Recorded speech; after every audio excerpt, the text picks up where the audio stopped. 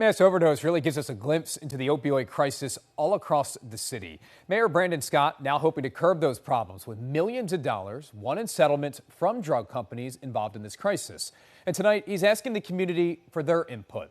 WJZ Live at 11 o'clock. Kelsey Kushner was at that meeting in West Baltimore. And Kelsey, the mayor tonight talked about the city's strategic plan to try and make sure this does not happen again. Well, that meeting tonight was scheduled well before that mass overdose happened last week in Penn North. But the mayor is using that as a reminder as to why it is so important to have the resources available for those who are struggling with addiction.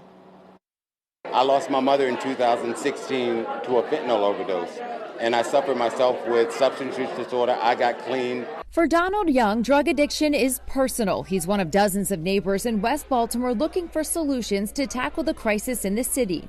We need to see more efforts like this at the prevention and not waiting until there's a mass overdose. Inside the Gethsemane Baptist Church Thursday, the mayor's Office of Overdose Response presented its strategic overdose plan, focusing on prevention, treatment, and recovery. They're now asking for community input on it. It is a plan that is for the entire city, so getting feedback from community members about what the plan looks like and how it's going to show up in their community is really important for us to make sure we're getting it right. With $400 million in settlement money from pharmaceutical companies now available to the city, Mayor Brandon Scott and his administration are looking to pour that money back into the community, funding resources to curb addiction. If we want people to get help, we have to have that help there, right there on the spot. A part of the mayor's plan calls for ramping up naloxone distribution, possible mobile treatment centers, and providing 24/7 access to treatment and support services. Just last week, 27 people were hospitalized in the Penn North community following a mass overdose.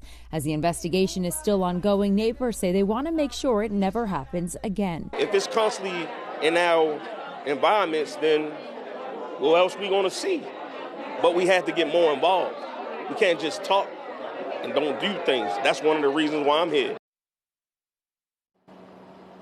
Now, this was the second of 4 scheduled sessions. There is another session that's going to take place in Park Heights at Pimlico Elementary and Middle School. Reporting live tonight, Kelsey Kushner for WJZ. Kelsey, great reporting as always. Thank you.